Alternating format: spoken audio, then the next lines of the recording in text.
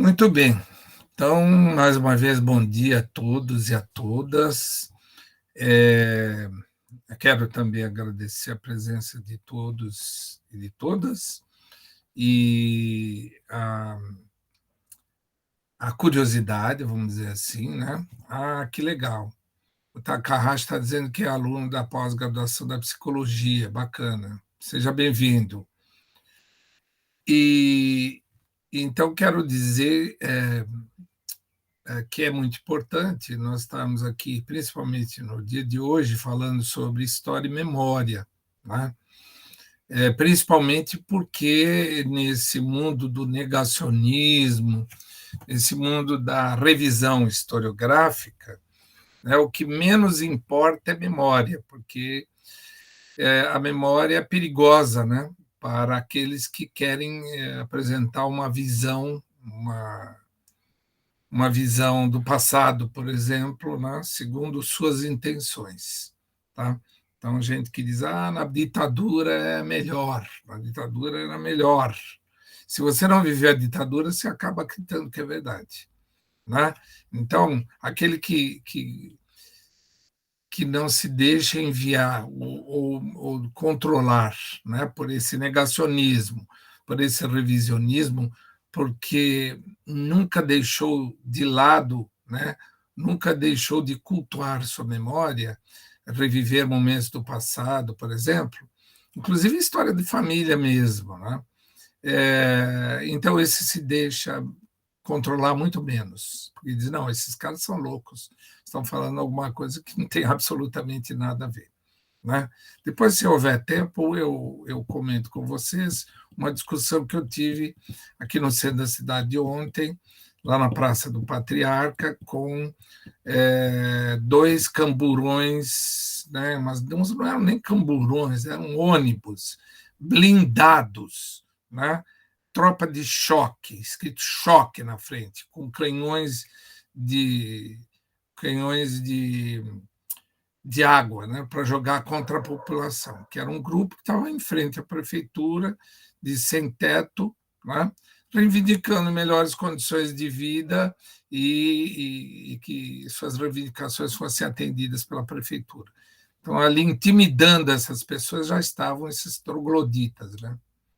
Aí eu não resisti, né? Fui lá bater boca com os policiais. Mas isso eu conto depois. E aí tem muito a ver com a ideia de memória. Né? Tá? No curso, nesse mini curso que eu montei, são duas aulas, basicamente. Né? A primeira parte eu chamo de História e Memória, Reflexões, e a segunda parte, uma questão mais próxima da história oral. Né? Como é que surge, quem é que pensou primeiro, como o método funciona, como é que o história oral está hoje, né? Porque ele foi pensado, por exemplo, na época do gravador, né? Com microfone e tal, e hoje nós temos um sistema diferente, muito mais ágil, né? Para gravar, por exemplo, porque memória, no trabalho de história oral, você precisa aquele trabalho de gravação. Né? Gravação ou só do áudio, né? A pessoa às vezes não deseja que a sua imagem seja mostrada, então aí ela fica só com o áudio, mas na grande maioria as pessoas hoje não se preocupam muito, então a gente grava, né? Filma. É importante, né? Isso fica para a posteridade, para a formação de bancos de dados, para pesquisadores futuros.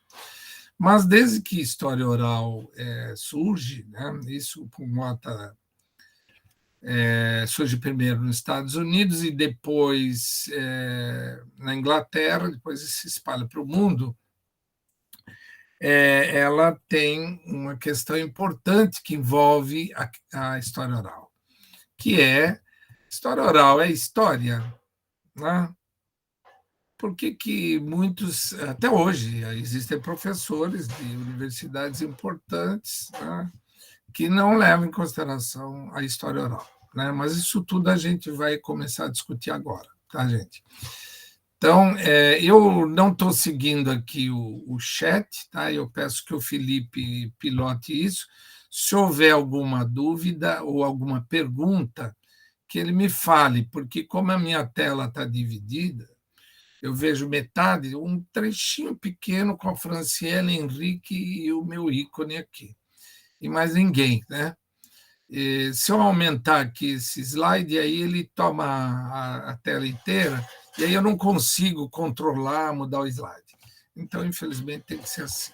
Então, se alguém tiver alguma pergunta, alguma colocação, por favor, o faça. E aí eu peço ao Felipe que diz, tal pessoa escreveu isso no chat. Tá? E também, bom, se quiser, no áudio, né, se identificar, aqui quem fala é tal pessoa, e aí você faz a pergunta ou colocação, ou o que desejar na participação desse minicurso, tá bom? Então, mais uma vez, eu gostaria de agradecer a todos e que todos sejam muito bem-vindos. Eu trabalho com história oral desde 1987. A primeira vez que eu tive contato com história oral foi na USP, ainda durante o curso de graduação, em 1984, né? Portanto, faz bastante tempo. Desde aí até hoje, eu me dedico à história oral, porque realmente quem descobre o método, né, e a relação que se estabelece com o depoente não deixa de fazer outra coisa. Né? Bom, mas então vamos começar aqui, História e Memória, Reflexões. É lógico que a memória não é apenas aquilo que o indivíduo nos transmite, né? No caso do entrevistador e o depoente.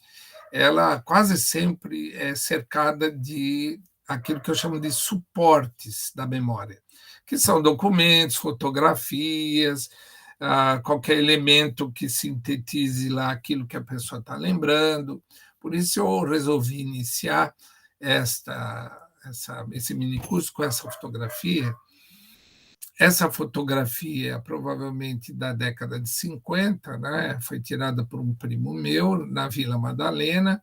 Veja como era bem, né, uma cidade do interior, daquelas como Borá, por exemplo, que tem 800 habitantes, né, bem pequena, com muito pouca gente, etc. Então, lógico, hoje virou sei lá o quê, né? Mas e aí essa foto é uma foto que eu reputo importantíssima, que está ligada à memória daqueles que frequentaram esse espaço, que hoje é um conjunto, né? Um conjunto habitacional, criado na época da ditadura, que é chamado BNH, Banco Nacional da Habitação, e que antes era um espaço de congraçamento das pessoas e tal. E aí a cobrança de um pênalti, né? E a gente vê aqui a bola, olha, essa foto é incrível, porque tem a bola, né, indo em direção ao goleiro, e esse meu primo tirou a foto bem nesse momento. Né? Então, isso é incrível. Né? Com certeza, muita gente que está aqui presente, quer dizer, a maioria deve ter morrido, né, mas os mais jovens se lembram de alguns aspectos parecidos com esse que são mostrados na fotografia. Tá? Nós vamos começar aqui citando um trecho do Pierre Vidal Naquet, que é um historiador da história oral, né? Escreve sobre história, memória, etc., e que é bem significativo. Ele diz o seguinte: cada um possui uma memória, e é precisamente pela memória que se é um indivíduo. Aos 20 anos, aos 60, aos 80. Um indivíduo se identifica consigo mesmo ao tomar como referência seu passado. Verdade, né, gente? Um passado do qual é o único possuidor, por mais que exista também na memória dos outros. Porém, como se passa dessa intensa subjetividade da história? Essa é a grande pergunta do Pierre Vidal-Naquet, para dar sentido àquela discussão entre será que história oral é história também, ou não pode ser considerada porque tem muita da subjetividade. Né? Então, por exemplo, quando eu entrevisto alguém que fala sobre, sei lá, um atropelamento de um cachorro, Eu estou aqui do lado esquerdo da rua e vi o acontecimento.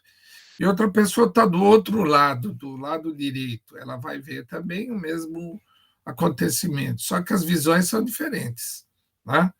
A escolha de como relatar esse efeito, esse fato, também é diferente. Né? Então, muitos historiadores dizem, não, e tem invenções, a pessoa inventou. Um falou uma coisa, outro fala outra. Né? Por isso que ele diz como passar da subjetividade da história.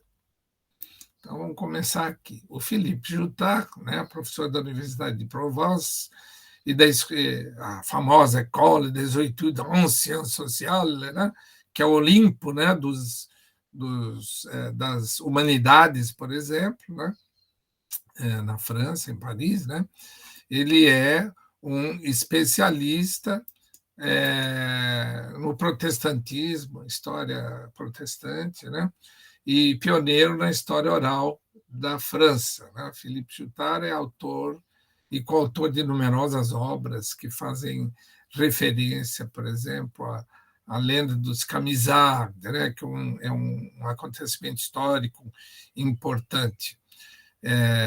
Bom, e aí ele diz isso aqui: a memória e a história são duas abordagens. Será que serão abordagens antagônicas do passado? E o Jacques Legoff, né, nosso conhecido, que é da escola dos Annales, acrescenta mais uma pedrinha nessa discussão entre história e história oral.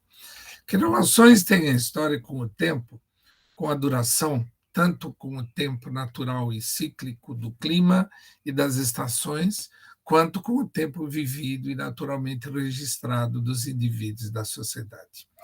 Isso é muito interessante, né? Porque, principalmente para nós historiadores, é preciso ter muito cuidado com a questão da definição do que é tempo, né? Principalmente porque a ideia de tempo passa necessariamente pela sensibilidade, né? E isso é um exemplo que a gente costuma sempre dar, né? Se você puser a mão no fogo e ficar com a mão lá, você vai ver que você se queima, então você tira a mão rápida.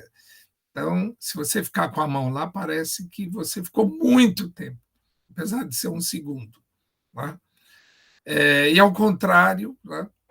Também se você fica num local aguardando uma pessoa, né? Que foi marcado, por exemplo, 9h30, e a pessoa são 10 horas, ela não apareceu, parece que é uma eternidade também. E aí só temos 30 minutos. Né? Para a história, isso não é nada, né, gente? Mas essa percepção de tempo é importante para nós, historiadores. Né? Então, continuando, o Jacques Legoff, nessa obra importante, História e Memória, né, foi editada pela Unicamp, e é uma obra que, poxa, eu reputo importante na biblioteca de qualquer historiador, né, gente? Precisa, né? É importantíssimo esse trabalho dele. Então, ele continua dizendo, por um lado, para domesticar o tempo natural, as diversas sociedades e culturas inventaram um instrumento fundamental que é também um dado essencial da história, o calendário. Por outro, hoje, os historiadores se interessam cada vez mais pela relação entre história e memória, justamente porque a memória, né, nessa questão importante da medição do tempo, ela é variável, né? Tá? Não é como o tempo do relógio ou do calendário. Né? Muito bem, então, espaços da memória.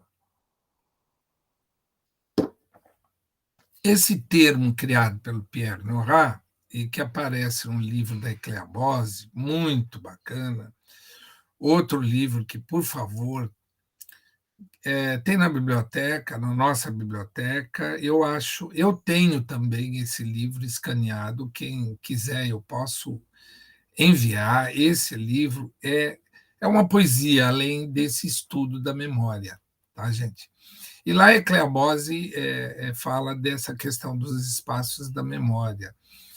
Ela entrevista uma pessoa, né? Ela fez um trabalho numa casa de repouso, uma pessoa que viveu no centro da cidade na década de 20, e viu a inauguração ali do Teatro Municipal e daquela calçada com as pedras portuguesas.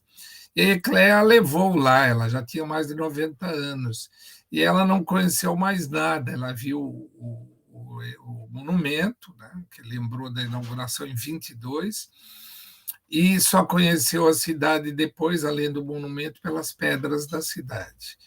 Né, o mosaico português que ainda continuava lá, porque tudo o resto tinha sido demolido, né, aqueles edifícios e tudo mais.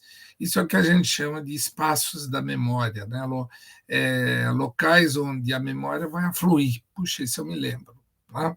Então, o Pierre Nora diz o seguinte, né, a história oral é um suporte das lembranças, evidenciando uma memória individual e coletiva.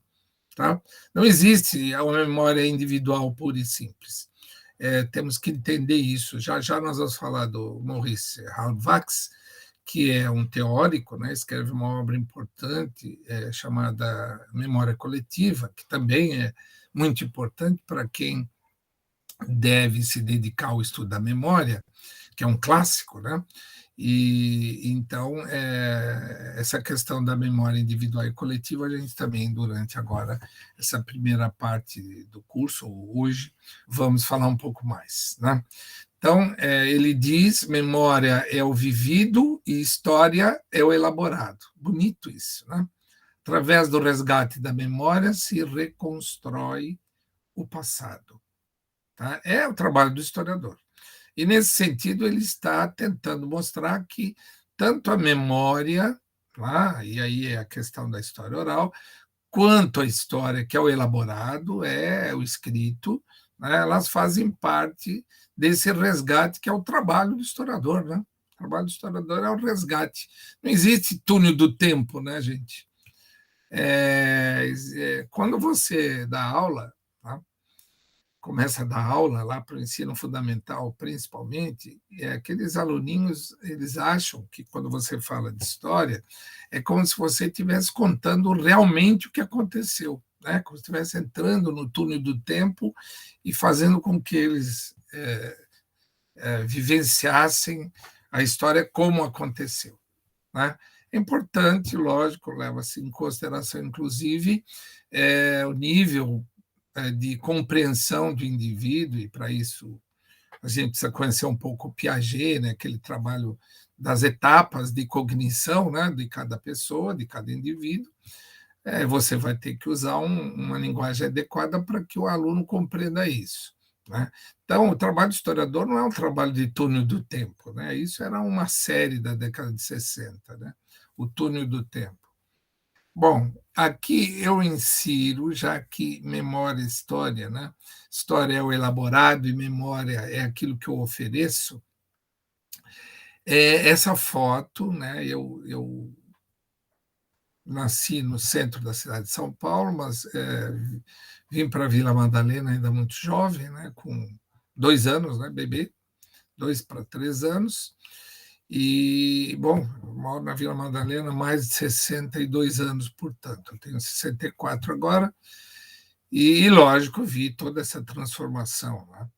Desde a Vila Madalena dos pobres, né, cujo apelido era a Vila dos Farrapos, até hoje, né, a Vila Madalena, Cartier Latin, Sorros, esses apelidos aí que essas grandes empreiteiras inventaram para vender apartamentos de alto luxo na Vila Madalena, né? Mas o princípio é esse. Então, eu coloco essa foto para referendar, inclusive, esse exercício que eu estou fazendo agora, como memorialista também, né? Estou lembrando, né, da Vila Madalena. Tenho mais de 8.000 fotografias da Vila Madalena, é um trabalho de registro que eu faço até hoje, né? Das transformações, etc. E essa foto me é particularmente querida, né? Querida. Eu fiz essa fotografia em 1980, né? E quando eu fiz a minha primeira faculdade, era um trabalho de fotografia, que naquela época não existia o TCC, mas tinha um trabalho final que cada aluno podia optar. Eu fazia o curso de comunicação, eu podia fazer qualquer trabalho, de semiótica, de televisão, de cinema, de fotografia. Preferi fazer fotografia. Então eu fiz, né, o que, que eu fazia? A gente comprava o negativo, né? Eu acho que vocês nem sabem o que, que é isso, o negativo, né? E aí o negativo põe na máquina, você fotografava, e aí a gente mesmo revelava esse negativo num processo químico, né? E depois fazia as cópias, né? Nos papéis, lá nos laboratórios. Você tem que pôr nos líquidos e tal. Então, é assim: você pega o negativo, põe num amplificador, que é uma luz, né? Você coloca lá um protetor para não queimar o papel, embaixo você põe o papel, acerta o foco direitinho, depois desliga aquela luz, tira o protetor, aperta o botão e ele incide uma quantidade X ou Y de luz, que você tem que saber calcular, e aí, quando apaga a luz, o papel está branco, né? Não tem nada. Aí você põe num líquido, que é o revelador, e a hora que você põe lá, não sei se vocês já viram isso em filme, ele é branco e ele faz isso assim, e aparece a imagem. Parece magia, né? Muito bacana isso. Eu estou contando isso justamente para mostrar o seguinte, que quando eu fiz essa fotografia, para registrar essa casa, que é uma daquelas primeiras casas dos habitantes da Vila Madalena, portugueses, etc., e pobres, né, porque eram operários, eu não vi uma questão muito importante, muito querida, né, que está presente, que é esta menina. Olha, gente, isso aqui é uma menina.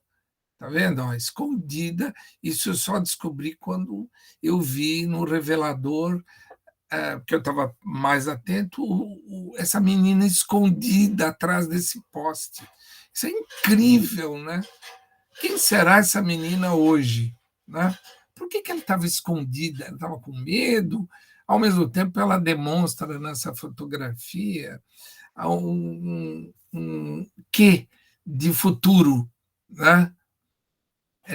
Um quê de curiosidade de futuro, né? Então, é por isso que eu fiz questão de manter essa fotografia aí, quando a gente fala de memória, né?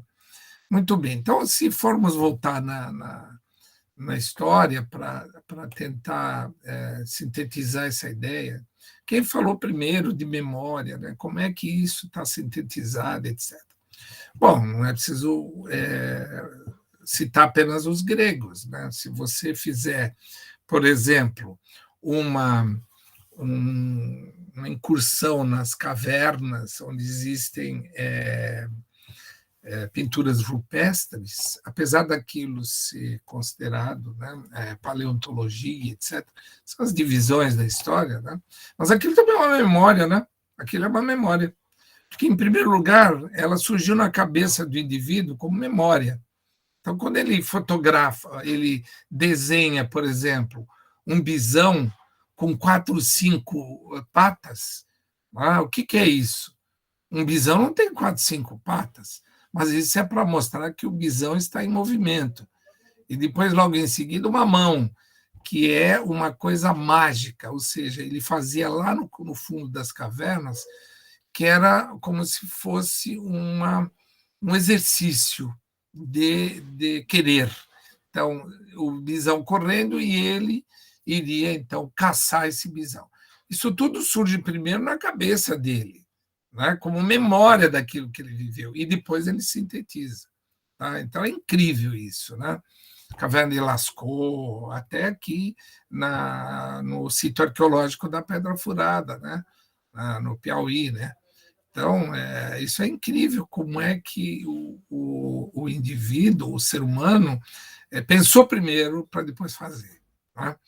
Agora, com relação aos gregos, né, que foram fantásticos, né? Nossa, é incrível mesmo, eles foram os primeiros a criar uma deusa, chamada deusa da memória, né? Mnemosine. é o nome da deusa. E qual era a função dessa deusa? Era lembrar aos homens a história dos heróis e os feitos, né, a que esses heróis presidem. Né? E ela também era a deusa da poesia lírica. Olha que coisa incrível, gente. O historiador é isso. Né? Ele faz as pessoas se lembrarem, né, do passado. E, ao mesmo tempo, com poesia. Olha que coisa linda isso. O trabalho do historiador também é poesia, né? Tá? Então, continuando aqui, o Aristóteles, né, naquele Organon, né, aquele série de livros importantes, né, que ele escreve sobre natureza, sobre biologia, tá? Né, depois sobre ética, né, ética a Nicômaco, que é muito importante, ele distingue a mnemosine, né? Então ele diz que a mnemé, que é a memória, faculdade de conservar o passado, e a manese, que é a reminiscência, ou seja, o ato de lembrar. Aqui ele tá mais preocupado em tentar dizer para que lê como é que a coisa funciona.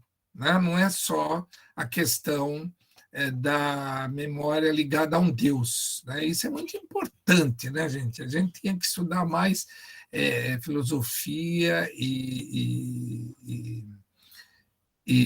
consciência mítica. Tá? Isso é riquíssimo. Eu gostaria de poder montar um curso sobre isso, porque é muito rico realmente. O que antecede a filosofia é um período da história grega em que perdurou o que a gente conhece como consciência mítica. Então, tudo é explicado pelos mitos, né? Até que a evolução do homem na compreensão da realidade dá a ele a condição de usar a razão, né, para entender os processos. Né? Isso é incrível. Né? Então, um curso sobre isso seria muito legal. Isso aqui está na A Política, livro 2 do Organon, do Aristóteles. Né? Depois temos o Platão, né? O Platão muito importante também, que fala da caverna. Né? A caverna de Platão é incrível, né, gente? Todos vocês conhecem a história da caverna de Platão? Isso aí serve para nós como nunca, né, gente, hoje. Eu vou falar rapidamente, apesar de falar sobre o Platão aqui, mas lembrei disso. O Platão, né, numa obra chamada República, diz o seguinte: imaginem que todas as pessoas estão dentro de uma caverna, acorrentadas, olhando para o fundo dessa caverna. Lá na entrada da caverna, né, tem uma luz. E entre a entrada da caverna, né, e o fundo da caverna, existe uma fogueira, e no meio dessa fogueira passam pessoas carregando animais, carregando coisas. Então, essa imagem, né, refletida pela fogueira, lá no fundo da caverna, mostra para as pessoas sombras, tá? Sombras, silhuetas. E aí o Platão diz o seguinte: estas pessoas acreditam que o que estão vendo é a realidade, as sombras. Tá? Por quê? Porque elas estão acorrentadas.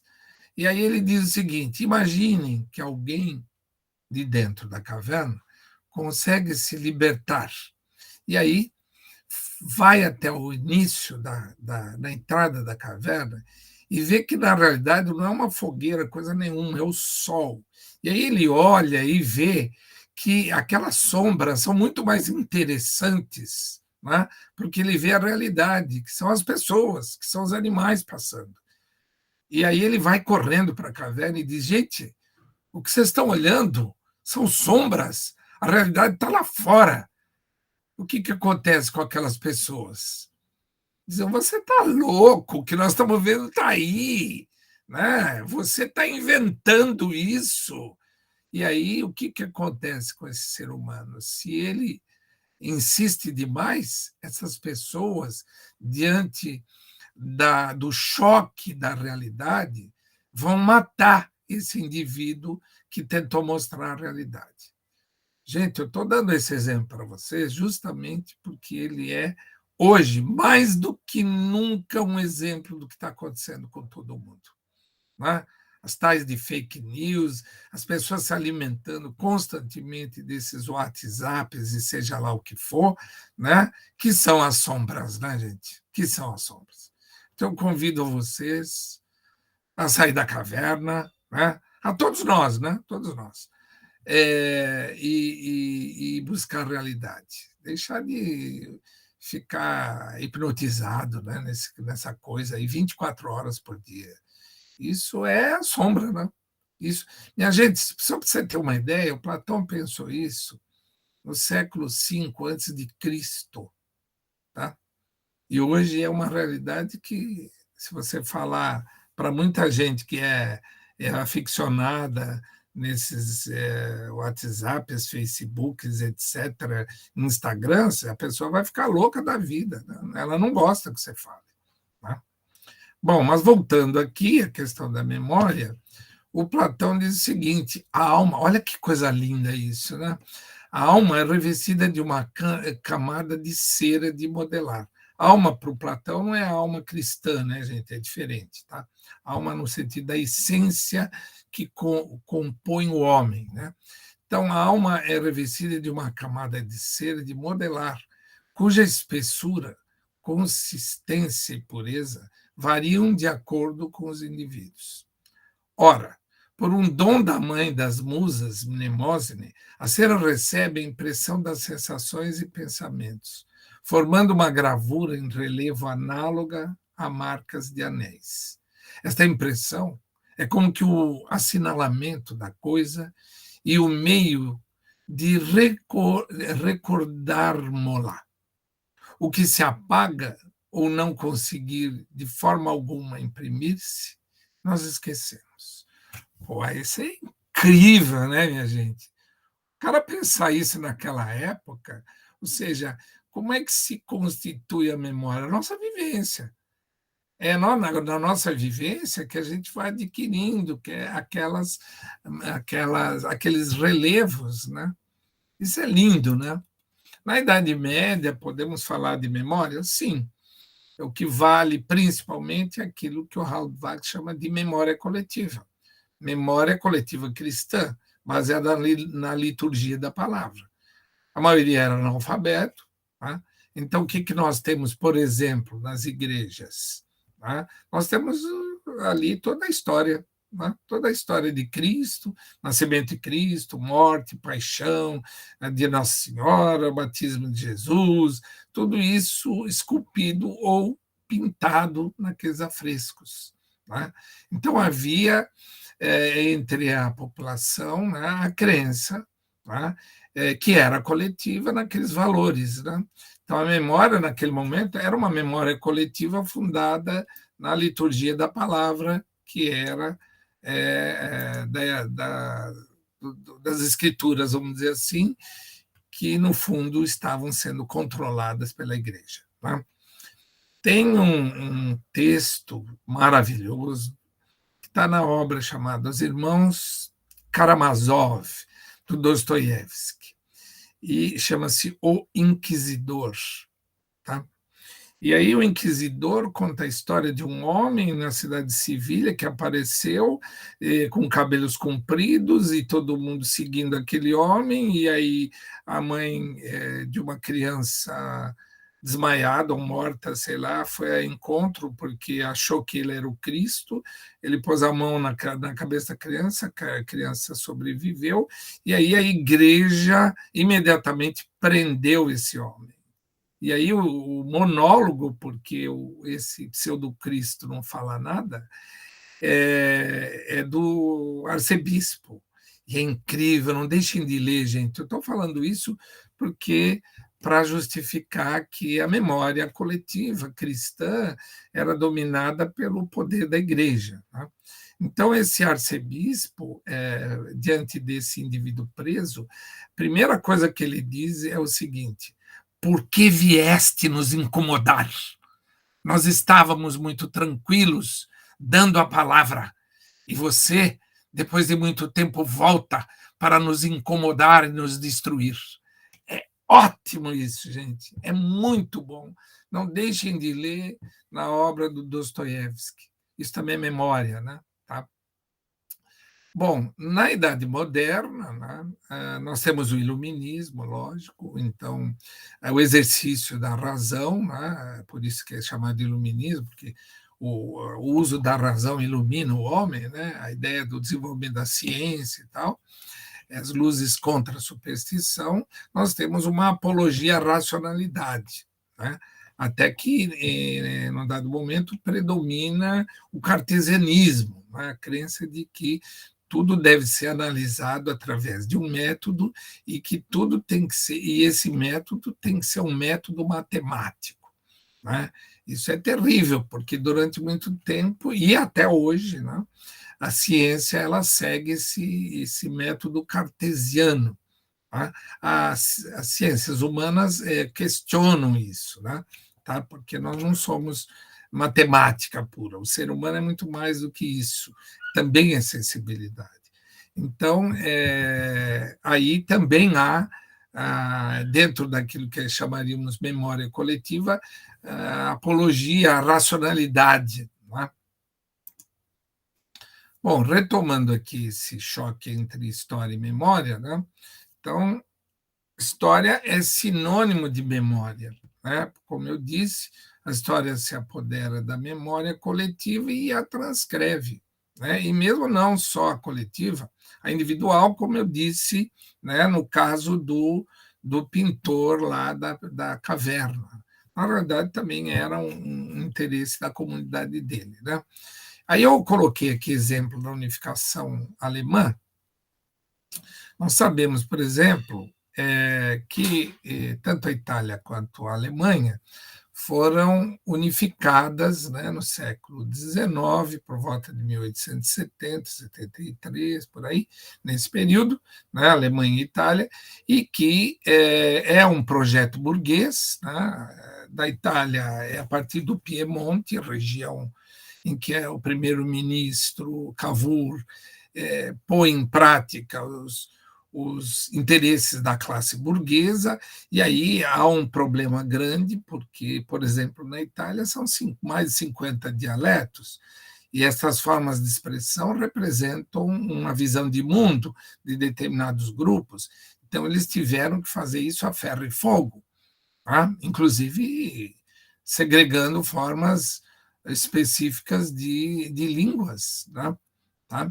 No caso da Alemanha, por exemplo, é um projeto que se desenvolve a partir do Bismarck, né, da região da Prússia, e houve uma reação. Né? A unificação alemã se dá com a Guerra da Franco-Prussiana, 1870. Parte da Alemanha, principalmente o Sul, não apostava nessa guerra contra a França, né?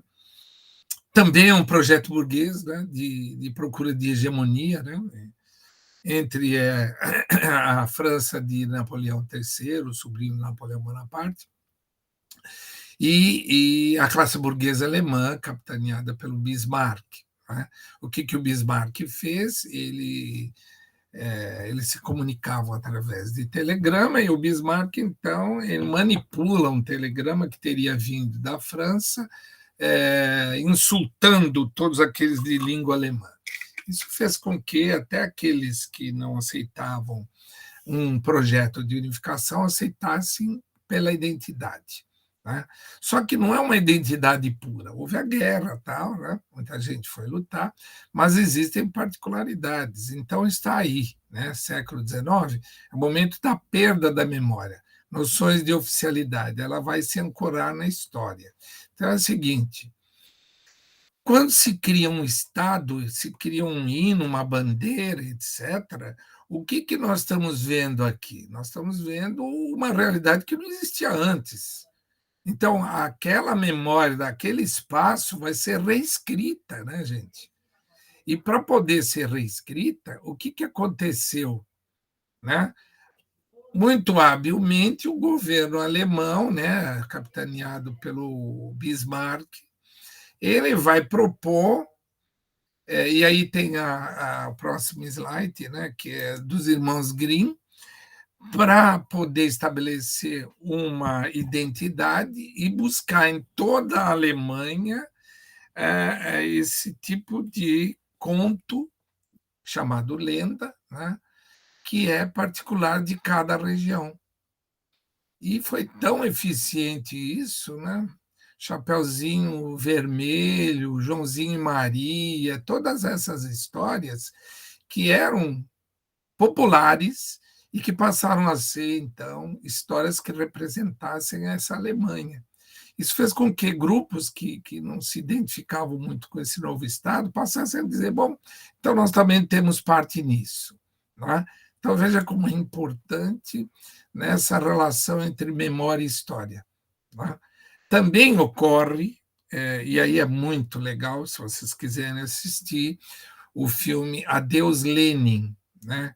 É incrível, porque a história, não vou contar a história toda, porque senão estraga, mas que foi, que é esse filme, a não ser uma tentativa de mostrar, por exemplo, né, nós sabemos que o muro caiu no dia 9 de novembro de 1989, na Alemanha, e aí a Alemanha se unificou entre a Alemanha Oriental e Ocidental, e aí toda aquela turma que vivia na Oriental comunista, aquela turma se foi anexada, vamos dizer assim, né, porque passaram lá 50 anos, né, separados, tinham lá suas identidades, seus espaços da memória, e de repente, de uma hora para outra, acabou, né?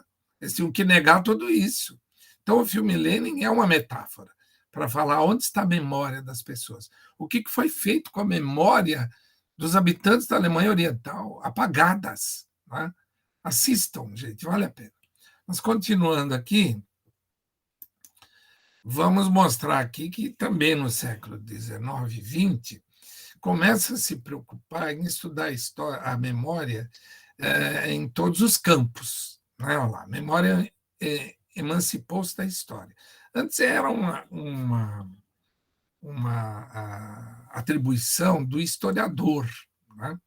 O historiador que também estava muito mais preocupado em justificar aquela estrutura, né? Falar sobre heróis. Né? Eu estudei na época da ditadura, né, gente? Eu entrei no primeiro ano primário, que é o ensino fundamental, né? Em 1964, para você ter uma ideia. Foi o ano do golpe militar. Né? E aí, o que era a história? Ah, é a Princesa Isabel, é o Duque de Caxias, é o Dom Pedro I, é o Pedro Álvares Cabral, esses são os heróis. A história foi feita por ele, né? Não por nós. A sociedade, a população não aparece nunca. Né? Então, isso em 64 no Brasil, né, gente? No século XX, 19 e 20, na Europa, por exemplo, nós vamos ter essa história, essa questão da memória presente na literatura, na psicologia e na sociologia. Tá? Então, na literatura, o livro do Proust, né? O livro do Proust é realmente muito importante, tem que ser lido. Não é o tempo, como é que é a memória do tempo perdido. Tá? O Bergson, que é um indivíduo importante da psicologia social, né? Que estabelece um diálogo entre psicologia e sociologia, vai falar da memória enquanto constituição humana, né? Não a memória que está lá, por exemplo, como muitos biólogos e médicos acham, né? Que a memória está presente no cérebro enquanto massa cinzenta. É muito mais do que isso. Né? E o Habermas, né, como eu já disse, na sociologia, né, com essa obra importante chamada Memória Coletiva. Tá? Muito bem, então estamos aqui diante da questão do lembrar e esquecer.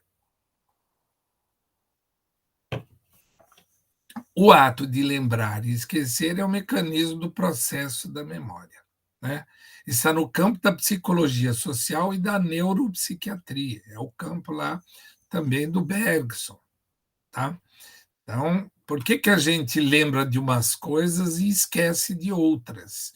Então, esse é o campo, né, da neuropsicologia, da neuropsiquiatria e da psicologia social.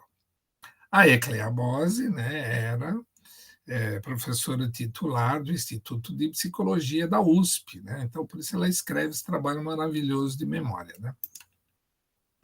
Muito bem, ó. Para a neuropsiquiatria, o centro da memória está no hipocampo. Então, nós estamos falando da questão mais palpável, em termos de medicina mesmo. Tá? Sua degeneração liga-se à dificuldade de lembrar que leva ao mal de Alzheimer. Então, aí é uma questão de mostrar, né, como é que o cérebro funciona em termos biológicos mesmo. Tá? Que não pode ser descartado também. O Bergson está aí falando sobre memória individual, memória em si, e o Howard Marks, memória coletiva. Como eu já disse, é impossível, né, falar de uma coisa sem a outra. Então, Howard Marks, relativizando as ideias de Bergson, desenvolve uma teoria psicossocial. O Bergson diz que existe uma memória individual, uma memória em si. E o Havex diz não, é impossível, não dá para falar de memória individual sem falar de memória coletiva. Porque como é que surge a minha memória individual? Sim, eu, indivíduo, é a minha percepção, é o meu olhar sobre as coisas. Mas até a forma com que eu olho as coisas também é ensinado. Não é? Quando você é criança, o seu pai e sua mãe dizem: olha, meu filho, não come isso, que é ruim. Não olha para lá porque é feio. Tá? Então, até o ato de lembrar e de perceber também é ensinado. Então, o que nós estamos falando, então? Nós estamos falando de memória individual e coletiva. Um não pode prescindir do outro. Tá?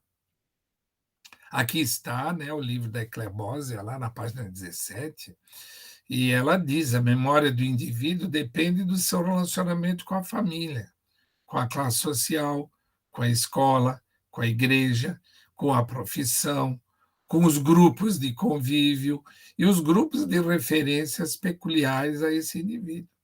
Tá? Sem dúvida nenhuma, é isso. Tá? Muito bem, aqui está o trabalho do Havex, então, né, memória coletiva, caráter coletivo da memória, tem uma função social. Tá? Questão memorialística, sob o ponto de vista histórico e sociológico, né, está ligado dentro dessa questão mais geral, vamos dizer assim, que é a memória coletiva. Então, entender o depoimento oral como fonte para o historiador. Né? Se nós estamos diante da recolha de uma memória de algum indivíduo, né, nós estamos fazendo, eu sei que algumas pessoas que estão assistindo essa aula, Franciele, que eu vejo aqui, né? Henrique também, fazem parte do grupo de História Oral, e o nosso trabalho de pesquisa é memória dos trabalhadores ferroviários da cidade de Assis. Nós estamos aqui diante, né, desse trabalho, recolhendo essas memórias, e elas serão fonte para o historiador, porque além do depoimento oral, que ele vai ficar arquivado, nós temos também a transcrição, nós transcrevemos isso, porque, por exemplo, o pesquisador que queira conhecer a história da ferrovia ou da memória da ferrovia, ele não vai ficar só ouvindo o depoimento, ele também vai ler, né, aquilo que o nosso depoente nos ofereceu. E a partir dessa leitura é que ele vai desenvolver, então, uma tese. Né? Isso é importante. Né? Esse trabalho nós estamos fazendo. Muito bem, o Legoff volta aqui, naquele livro do qual eu me referi, né?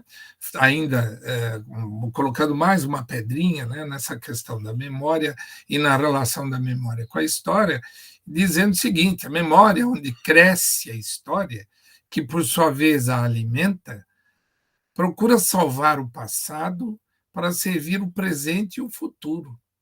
devemos trabalhar de forma que a memória coletiva sirva para a libertação e não para a servidão dos homens. Gente, mais uma vez eu quero chamar a atenção de vocês a negacionismo, né, e a revisão historiográfica.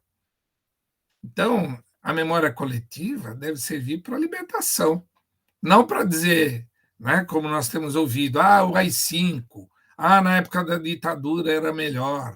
Agora, quem não tem memória sabe, foi o que eu falei para o policial ontem, falei, olha, você me desculpe, você não era nem nascido na ditadura, você não pode gostar de uma coisa que você não conheceu. A ditadura é uma desgraça, né? Porque impõe às pessoas a verdade de um grupo seleto e pequeno, não é a vontade da maioria. Então, ela destrói a sociedade, ela não constrói coisa nenhuma. Eu não sei se ele entendeu muito bem, mas porque, lógico, como policial, ele respeita a hierarquia, ele obedece, né? Ele não vai refletir muito sobre as coisas, né? Mas isso que o Legoff diz, isso é particularmente importante, né? E aí tem a questão para o historiador, muitos historiadores, da credibilidade. Então, eu vou pegar a memória de um indivíduo, mas será que dá para acreditar nisso que ele falou? Ele está inventando? Né? Então, a discussão acerca da natureza da memória nos leva a aspectos polêmicos do resultado das fontes orais, né? A questão da credibilidade. Lá no livro da Ecléa Bose, por exemplo, um depoente, seu Amadeu, ele diz para a Ecléa que ele estava na Praça da República e ele quase levou um tiro na ocasião, em 1932, quando mataram os 4 estudantes, Martim, Miragaia, Drauzio e Camargo, o MMDC. Nunca a gente vai saber se isso é verdade. Provavelmente não é verdade, né, gente? Não é verdade. Mas o que ele quis mostrar? Que aí é a ideia da credibilidade. Que ele esteve presente nos acontecimentos. Mesmo que ele tenha inventado esse fato, não pode ser descartado, inclusive pela invenção. Tá? O que leva uma pessoa a referendar uma posição diante de um fato histórico? Né? Agora, aquilo que o historiador faz, será que é verdade? Ele é baseado em fatos, mas o trabalho do historiador também é subjetivo, né? Também é subjetivo. Quando eu escolho um tema, já aí envolve a subjetividade. Tá? Mas como segue um método cartesiano, né, ele se torna ciência e, portanto, ele não pode ser questionado. Mas deve, né? Deve. A ciência tem que ser questionada, né, gente? Muito bem. Então, o porquê da seletividade, por que a pessoa escolhe, né, para falar, é uma questão importante também. Né? E aí entra, inclusive, o diálogo da história com a psicanálise do Freud, lá, na interpretação dos sonhos. E o Freud diz isso: nada do que possuímos intelectualmente pode ser inteiramente perdido. Está no inconsciente, né? E a gente não conhece. Existe uma escolha específica do sonho na memória, uma memória específica do sonho. Quando você acorda, diz, pô, eu sonhei isso, foi tão incrível. E tem dias que você acorda e diz, pô, eu não sonhei nada hoje. Sonhou. Porque para a psicanálise nós sonhamos todos os dias. Então, por que tem dia que você não se lembra do sonho? Né? Essa é uma questão importante que está ligada à memória. Né? A ideia de fidelidade, como eu já disse, para o historiador, né? O historiador deve ser fiel à entrevista, porque a fita gravada, nesse caso, né? Eu estou me baseando na obra do Thompson, que vamos falar amanhã, né? Por isso aqui é fita, né? Não existe mais isso. É um documento histórico que pode ser usado por outros historiadores. Né? E aí, no caso, substituímos fita por gravação virtual, etc., né? Com esse sistema que usamos hoje. Tá? Muito bem, olha lá. O Paul Thompson, né, que é o grande sintetizador da história oral, foi o primeiro indivíduo a escrever uma tese sobre história oral, A Voz do Passado, que realmente é um clássico, né, para quem estuda história oral, né, deve ler o livro inteiro, que é muito importante. O Thompson, né, diz que a gravação é um elemento importante, já que sua origem é oral. Né? Então, aí é a gravação que justifica a memória daquele indivíduo. Tá? O Pierre Bourdieu, que é um sociólogo também importante, né? ele nos presenteia com isto, com essa ideia que eu extraí aí da obra do Bourdieu, que está também na bibliografia. No final eu vou publicar aqui, né, o slide para que vocês deem uma olhada. Isso também vai ficar gravado, né? Então, para quem quiser consultar esses livros, perdão, que me permitiram a construção desse minicurso. Né? Então, Bourdieu diz o seguinte: as obrigações de fidelidade a tudo que manifesta durante a entrevista e que não se reduz ao que é realmente registrado na fita magnética, que levariam a tentar restituir ao discurso tudo o que lhes foi tirado pela transcrição para o escrito e pelos recursos ordinários da pontuação, muito fracos e muito pobres, e que fazem muito a miúde todo o seu sentido e o seu interesse. O que ele está querendo dizer até aqui? Que o trabalho do historiador, e é isso que nós estamos fazendo, quando pegamos lá no nosso grupo a entrevista, nós vamos transcrever isso. Tá? Só que uma coisa é o depoimento oral, cru, com a voz do indivíduo, do memorialista, e outra coisa é o papel frio da transcrição, que vai envolver, inclusive, normas de pontuação que deixam de ser exatamente aquilo que o indivíduo falou. Né? Então, é preciso pensar essas questões. Mas as leis de legibilidade e competências, muito diversas, impedem a publicação de uma transcrição fonética acompanhada das notas necessárias para restituir tudo o que foi perdido na passagem do oral para o escrito. Isto é, a voz, a pronúncia, principalmente em suas variações socialmente significativas. Isso é importante. Né? Na hora de transcrição, você não vai escrever assim. Apesar de que amanhã eu vou falar um pouquinho sobre a técnica, né, o método de história oral, e dizer também que existem duas transcrições. Né? A entonação, o ritmo. Cada entrevista tem seu tempo particular, que não é o da leitura.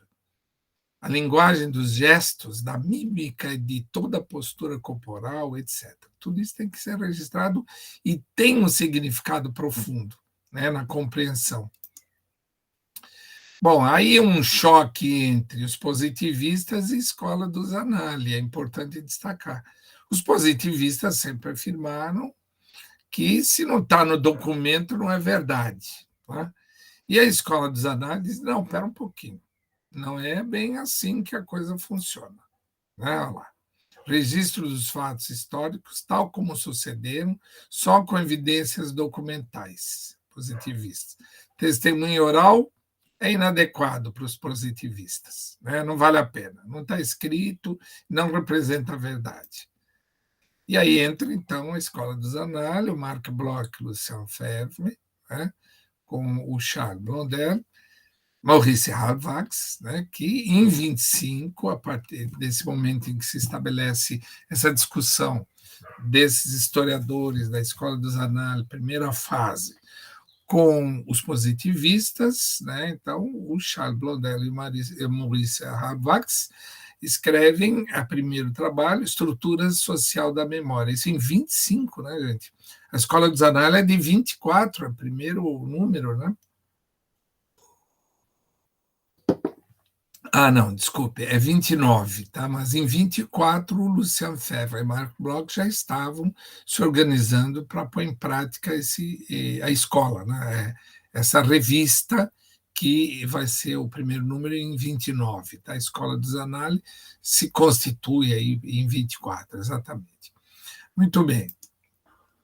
O Febvre, olha só que bacana o que o Febvre nos diz. A história faz-se com documentos escritos, sem dúvida, quando eles existem. Mas ela pode fazer-se, ela deve fazer-se, sem documentos escritos, se os não houver. Contudo, o que o engenho do historiador pode permitir-lhe utilizar para fabricar o seu mel, a falta das flores habituais. Portanto, com palavras, com signos, com paisagens e telhas. Por isso que eu fiz questão de mostrar as fotografias, né, gente?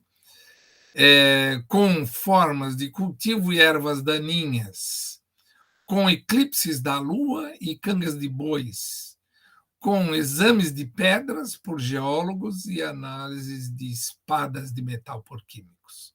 Numa palavra, com tudo aquilo que, pertencendo ao homem, depende do homem, serve o homem, exprime o homem, significa a presença, a atividade, os gostos e as maneiras de ser do homem. Olha que bacana isso.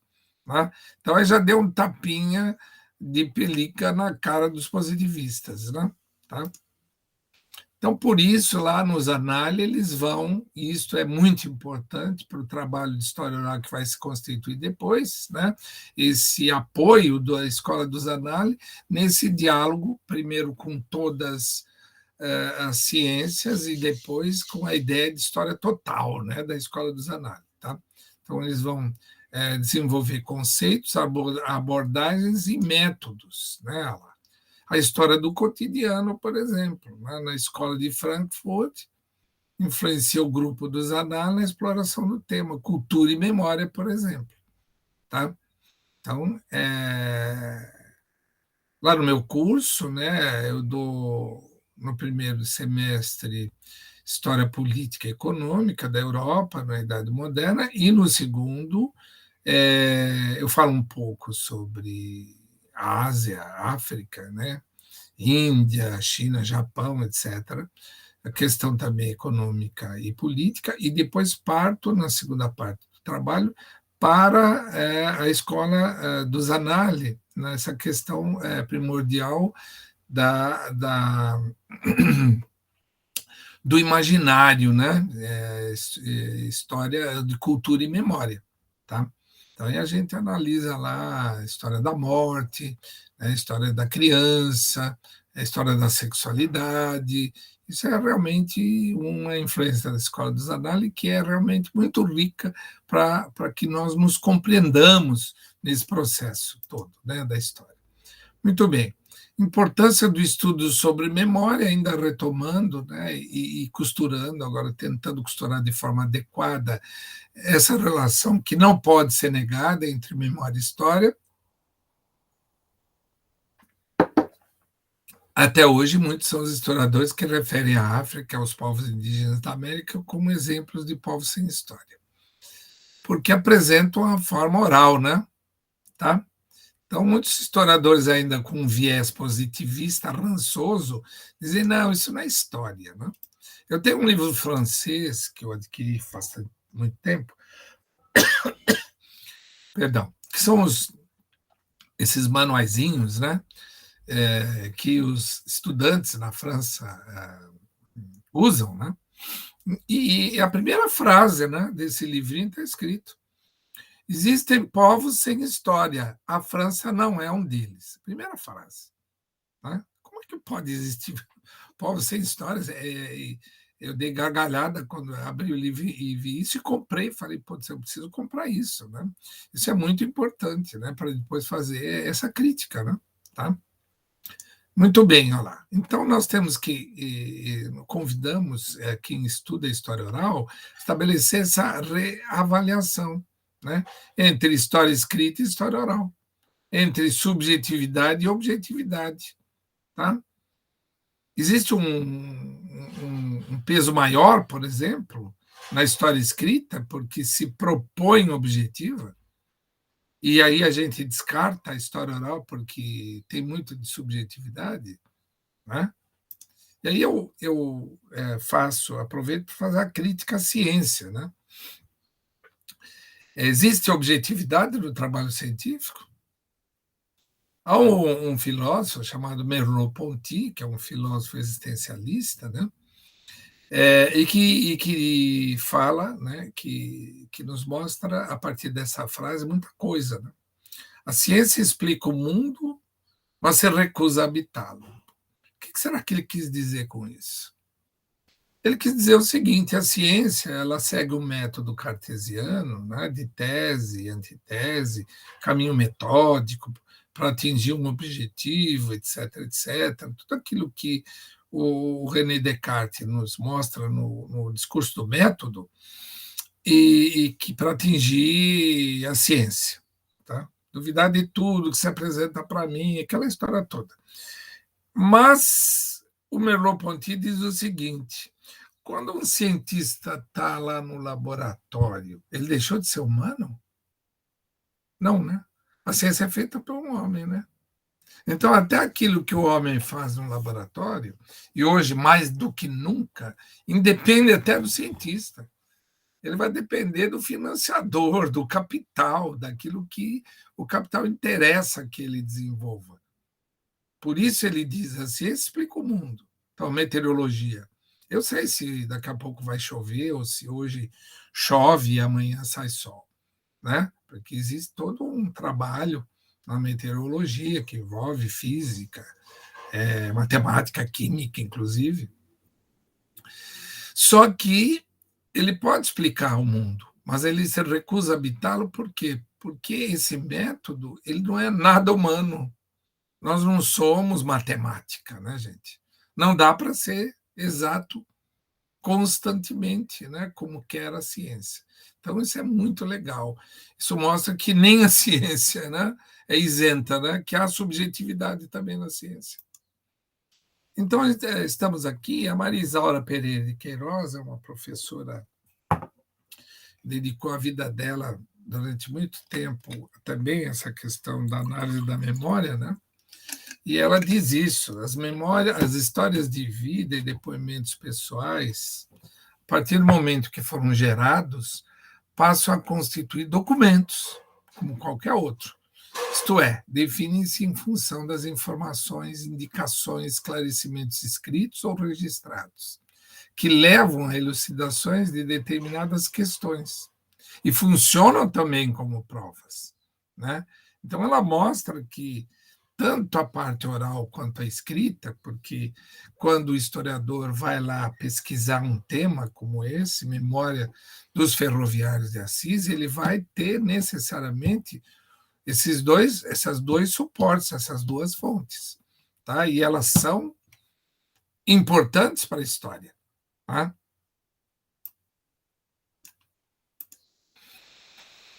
Muito bem, por isso é mais do que nunca é importante valorizar a oralidade, a revisão das posturas historiográficas com relação à história oral, né? Esse redimensionamento do trabalho do historiador é a crescente revalorização da oralidade, né? Embora mediatizada, né? Envolvida pela mídia, né? Que aí a gente também tem, às vezes, certa manipulação na divulgação, né? Tá? Mas indica a oportunidade de uma revisão de postura, né, do historiador em reconhecer aquilo como um instrumento importante para a história, né? Não como verdade, né, gente? O historiador, assim como o filósofo, não pode dizer que aquilo que ele tem diante de si é a verdade, tá? É um caminho, né, de reconstrução. Muito bem. A Sônia Maria de Freitas também, nessa obra bacana chamada Possibilidades e Procedimentos, História Oral, né, da Humanitas, ela nos presenteia também com essa obra que é importante para quem deseja estudar história oral, e eu extraí aqui essa frase que é significativa. Né? Ela diz, pois é, como discurso que a história evidencia todo o sistema de símbolos e convenções produzidos e utilizados socialmente. É aquilo que eu disse. Ele primeiro surge como oral, como pensamento, como memória, para depois se tornar o escrito. Né?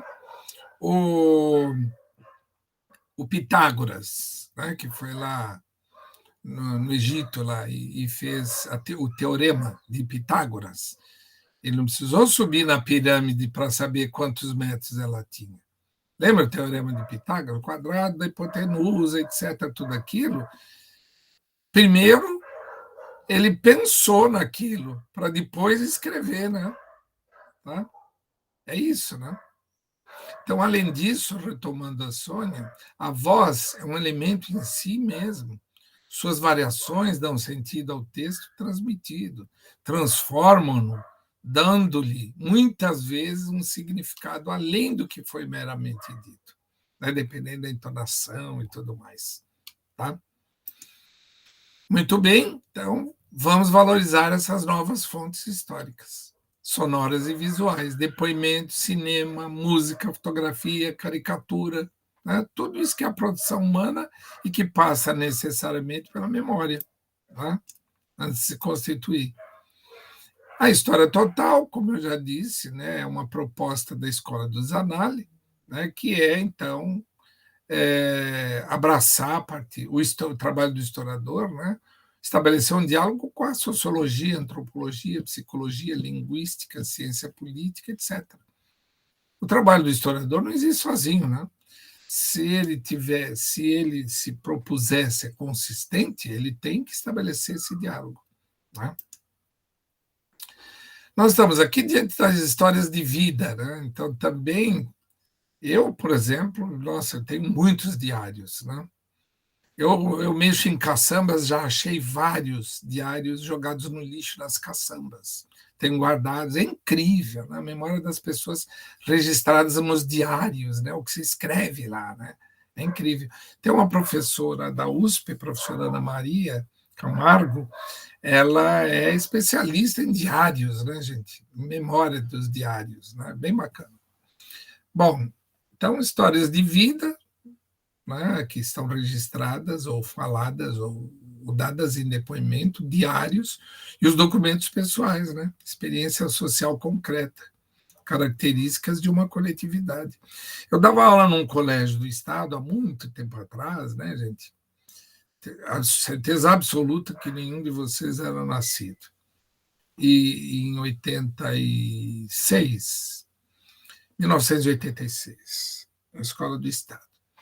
E aí eu tinha um fusquinha ali, parava numa rua lateral à escola, e um dia a aula acabou, eu fui lá pegar o fusquinha para ir embora para casa e vi um baú. Falei, esse baú, peguei, pam, abri o baú. Fum. Nossa, minha gente.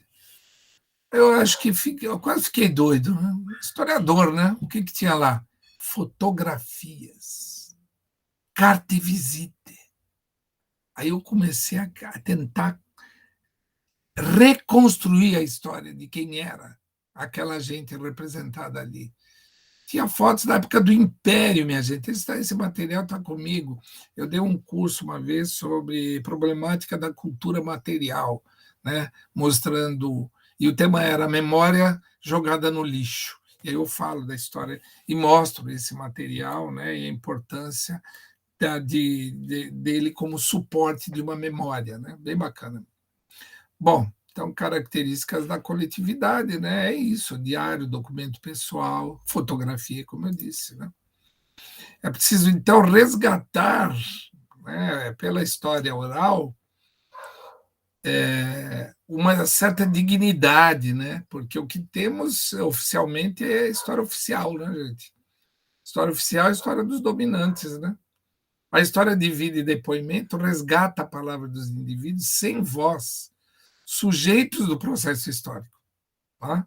Então, veja que importante trabalhar com a história oral. É dar voz àqueles que a estrutura não permite. Tá? Então, está aqui, ó, o método da história oral permite compor outras versões. Né? Portanto, temos que reativar o conflito, né? A sociedade é uma sociedade do conflito, né? Conflito de interesses, etc. E aí, hoje mais do que nunca, quando você, a partir da dialética, resgata esse elemento importante da memória, você está estabelecendo uma relação entre liberdade, determinismo, estrutura social e ação humana. Veja que o trabalho da história oral é um trabalho político, gente. Não político partidário, não. É um político de transformar, de dar voz a quem não tem, de valorizar a sociedade na sua inteireza. Tá? Então, aqui está o Walter Benjamin, né, como todo mundo sabe, é da escola de Frankfurt, né, e ele diz, ou dizia, né, faleceu já, qualquer um de nós é um personagem da história, sem dúvida, nós temos uma história. A partir do momento que você saiu da sua casa e veio para a escola, ou então você estabeleceu uma espécie de ritual para sentar em frente ao computador para assistir esse minicurso, esse movimento, que é um movimento social, também é um movimento da construção da história, né? Precisa ser visto assim também, né? Tá bom? Então, aqui está a bibliografia, né?